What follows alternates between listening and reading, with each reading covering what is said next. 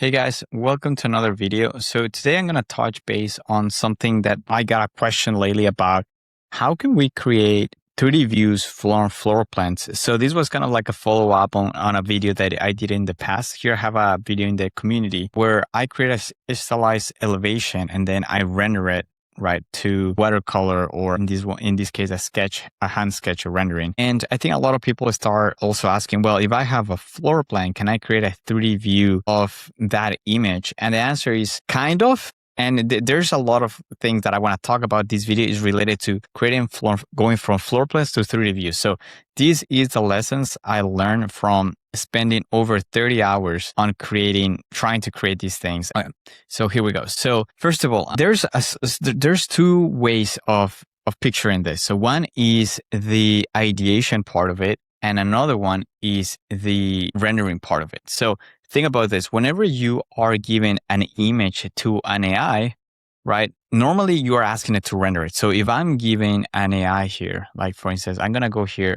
By the way, this is the community. This is the Gaia community. I'll put in the description down below. If you want to join the community, feel free to join. It's completely free, but this is like a good way so you can have resources of, just AI related to architecture. So if you're curious about AI visualizations, resources, templates, and even a course, feel free to join the community. But for instance, in this case, when you give an AI a rendering, I gave AI a 3D view of this image and it was able to create a watercolor rendering, right? I gave AI a floor plan of this image and it was able to create a watercolor rendering. So when it comes to you giving the AI input, it's really good at recreating that into an output, but it can just do several edits, right? You can change the style, you can add things, it could delete things to a specific way. But here's the problem. Whenever you give an AI something like this, for instance, I have like prompts here saying, hey, I want you to create this, and it translates that into a prompt,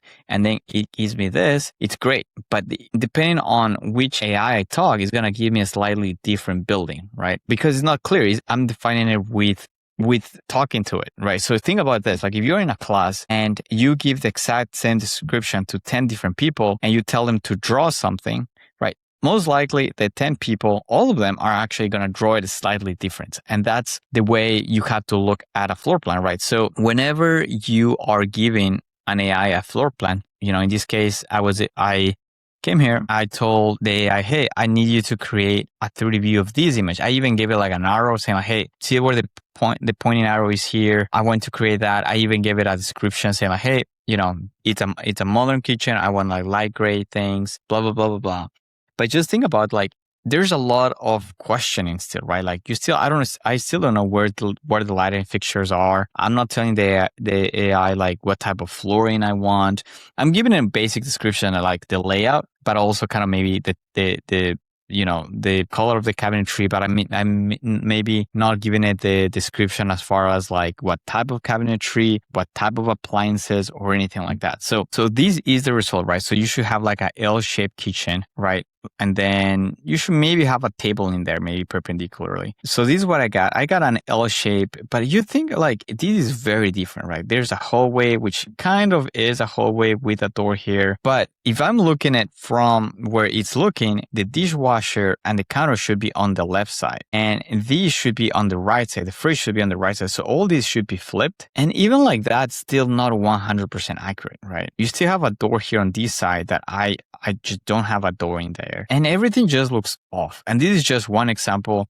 I can give you more examples here. So here's an L shape. This is another image you create there. It has an L shape here, but it has the hallway on that side, right? Then it created this, right? Which is like, again, same prompt, different image. So you can tell like it's just not getting things right. So my recommendation is that whenever you want to go from floor plan directly to 3D without giving the AI any more input, any three-dimensional input of the room, I would say you have to consider that as being ideation, right? Because the AI is going to give you recommendations, but it's just no way it's going to get it 100% right. Now, I went farther on this and I created a tool here. And I wish I could tell you, please use this tool, but here's what I learned. If you want to go deeper into AI in architecture, make sure to join our community, Gaia Academy. I will put the link in the description below. So this is the community where architects want to learn generative AI and we want to not just educate ourselves with AI, but we also want to get resources, workflows, templates, and at the same time, we want to network with people that are interested in AI within architecture. So make sure to join in the description below. And with that being said, let's jump in. Right. So in this tool here, what I created was like, okay, I was like, what if I can really go into detail into describing what I see, right? So in this case, I added this floor plan, right? So this is a floor plan of a specific building. I'm going to go zoom into this area. Then after I'm zooming this area, I'm going to create a camera, right?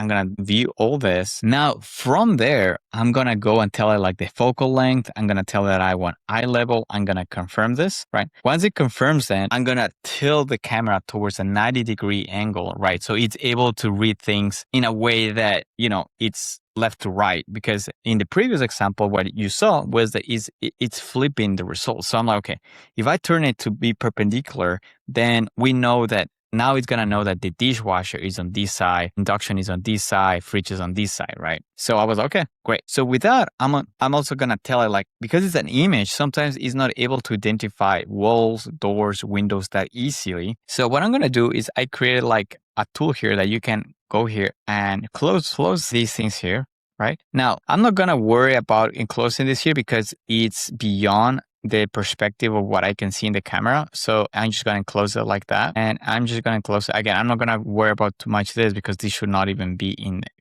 the walls, right?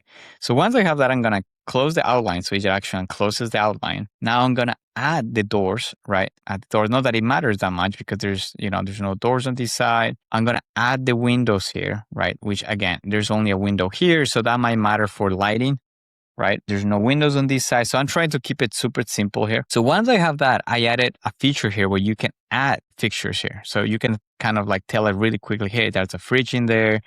So it understands better the layout of things. So there's a range in here. There's a dishwasher here. So it's able to identify, maybe when he has questions, I'm able to tag things and be able to, hey, this is furniture. I'm going to say, hey, here's that generic furniture. Maybe kind of read it carefully. And then I'm going to say, hey, this is a counter run, right? And it's able to identify this better. So in my mind, okay, I'm able to identify this as much as I can. Once it does that, I'm going to even tell it the height of the walls. I'm going to say, hey, there's a 9-foot high ceiling right here, right? So the walls are 9 foot high. Now it's already working well here. I'm not going to give it any reference because I don't want to confuse the AI for now. I'm going to try to keep it as simple as possible, right? So residence, correct. I'm going to even give it more details saying it's a kitchen, it's an interior, of course. Render style, already going to have photorealistic here. I'm going to say, sure, morning is fine. Let's say midday is fine. I'm going to give it the aspect ratio of this. I'm going to say person in the scene, sure, one person in the scene. I'm going to say fully staged, right? Because there's furniture, there's counters. So just in case, I'm going to do that. Materials and palette, again, here's where you can be a little bit more descriptive here. So I just can say I'm going to say light green cabinets, white countertops. And then here you can say white stucco or plaster walls, whereas wood flooring. And you can be more descriptive, right? Stainless steel appliances. All right. I don't want to, and then here you can kind of give him more descriptions of it. But I'm just going to say hey, I'm just going to keep it like that. And, just as of right now, I'm just going to say enhance prompt. I'm going to say read floor plan. Click here, click floor plan below Gemini. So I already have the floor plan up there. So I'm going to say read floor plan. So what it's going to do here is going to read the floor plan that we created here. I'm still working on this, but I just want to show you what I'm learning. I'm trying to put each process in place so I can see every step. I see the mistakes that the AI sometimes does, and then I can kind of build this feature, right?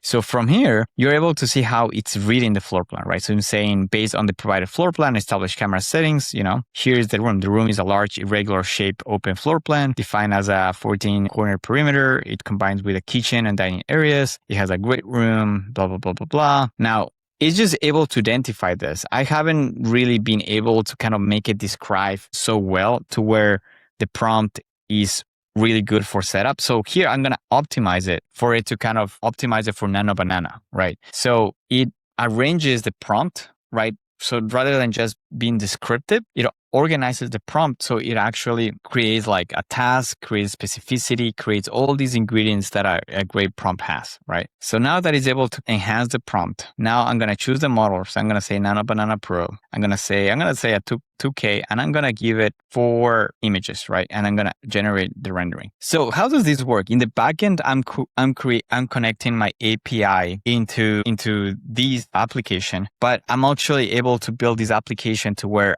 every time it makes a mistake, I'm able to identify it and say like, hey, I need you to fix this and that. So as long as I go step by step, it is able to do these things. Now, here we go. So as you can see, so here's the results of the images here. So I'm going to see if I can get them a little bigger. I want to edit it. I want to download it as a JPEG so I can show you what are some of the results. So here's the floor plan, right? So we should be looking like that. So you can tell like how it's still not great at all, right? It's able to describe the kitchen, but you see the table there. This is not even an L shape, so that's wrong, right? Here, it's a little bit better. You have, again, here's a little bit better. You have an L shape, but again, it's not, we're saying the counter here, but the range is not even there. It's on this side here. So that, again, that's not useful. Now we're going to go here and we're going to say, okay, now we're going to go here again.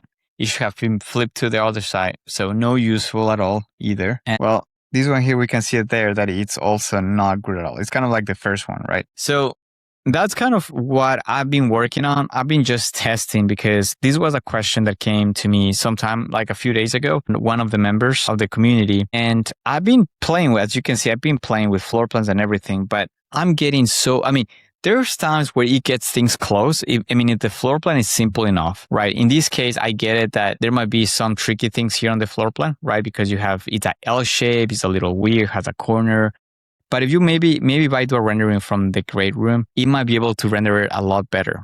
But here's the thing I want to say. When it comes to reliability, you have an architectural practice, or if you are just doing architecture in general, or you're just kind of doing floor plans for your company or something like that, I would suggest to honestly do a 3D model. I know it might take a little bit more time, but you're going to have to do so much less editing later. Like if you are thinking that an AI is going to give you a 3D perspective, great for ideation. Again, and even like that, if you're going to base it on a floor plan, it's not going to be 100% reliable. Like out of 10 times, 3 might be close, and then the other 7 might just be completely off if you're kind of working for a specific floor plan. But if you give it a 3D view, right, of a floor plan, or like you give it this 3D view, right, it doesn't have to be perfect.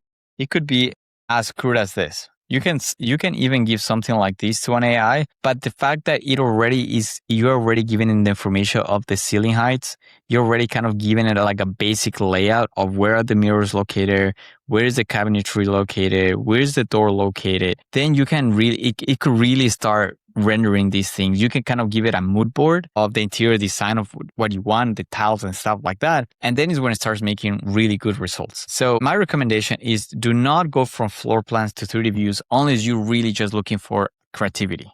If you're looking for creativity, that's fine. But if you're looking for reliability and for it to really keep the structure of the building, my recommendation is to spend an extra half an hour to an hour modeling this thing on SketchUp, Rhino, ArchiCAD, whatever you want. Just model it and then get those screenshots and then bring them to a Gemini, Nano Banana, and you're going to see that your results are going to be so much better than going from floor plan to 3D view, and you're not going to get stressed because right now the AI is not in a point where you can go from 2D to 3D right away. We're giving you amazing results. I think it still needs a little bit of time. It does well sometimes when it's easy layouts, but when it comes to difficult layouts or having more information, specifically you're in a business, it's just not there yet. So I hope you guys enjoy my video here of what I've learned for the last, just creating this application took me like 20 hours. I know it doesn't seem like a lot, but every single step, I had to make a lot of modifications. So if you guys like the channel, make sure to join the community. That way you support me to just create more cool content. Also make sure to,